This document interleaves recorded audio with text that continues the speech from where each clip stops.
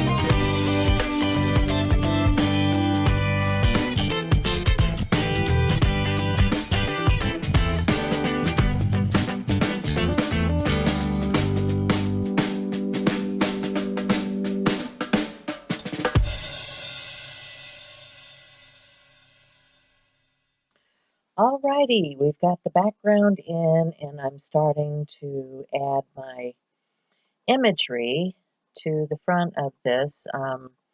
As you saw, I was using some soft pastel and some paint and just laying in some color for the background and using the printout of that photograph to show how you can position things on your page utilizing things like a photograph, because not everybody feels comfortable sketching and drawing.